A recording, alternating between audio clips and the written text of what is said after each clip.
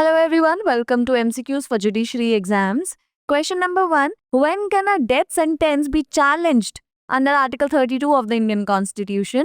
Option A, if evidence is sufficient. Option B, if procedural safeguards are violated. Option C, if convict has a prior criminal record. And option D, if the convict appeals to a higher court. The correct answer is option B. In the case of Vasanta Sampath Dupre versus Union of India, the Supreme Court allowed a death sentence challenged under Article 32. This case emphasized the right to equal treatment, individualized sentencing, and fair procedures, ensuring that the accused's fundamental rights under Article 14 and 21 are protected. Question number 2. When can the legal heirs of a victim continue an appeal against acquittal under Section 372 of CRPC? Option A, if the victim dies during the appeal process. Option B, if the accused is found guilty in a retrial. Option C, if the legal heirs file a new case for the same offense. And option D, if the victim's family agrees to drop the appeal. The correct answer is option A. In the case of Khemchand through LRs versus State of Uttaranchal, the Supreme Court held that a victim's legal heirs can continue an appeal against acquittal under Section 372 of CRPC even if the victim dies during its pendency. This ensures the right to appeal remains intact and is not defeated by the victim's death.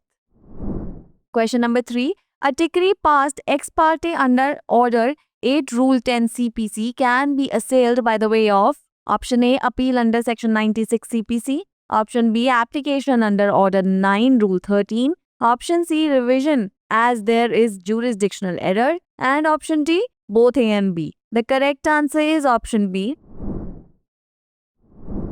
Order 9 Rule 13 of the Civil Procedure Code deals with the setting aside of ex parte decrees.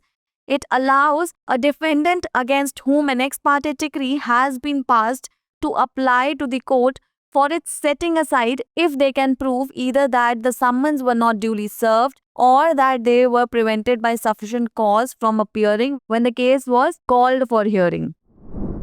Question number 4. Under Section 14 of the POCSO Act 2012, what is the minimum imprisonment for using a child for pornographic purposes? Option A, 5 years. Option B, 3 years. Option C, 7 years. And option D, 2 years. The correct answer is option A. Section 14 of the POCSO Act 2012 states that whosoever uses a child or children for pornographic purposes shall be punished with imprisonment for a term which shall not be less than 5 years and shall also be liable to fine.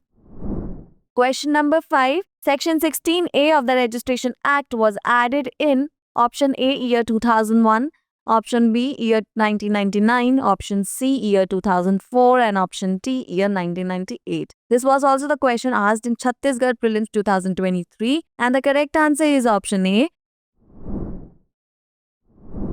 Section 16A of the Registration Act 1908 was added by the Registration and Other Related Laws Amendment Act 2001. Specifically in the year 2001, this amendment allowed for books required under Section 16 to be maintained in electronic formats such as computer floppies or diskettes. It's the time for practice question.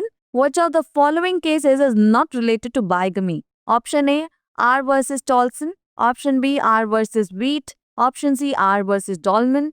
And option D, State of UP versus Premi. Pin down your answers in the comment section below.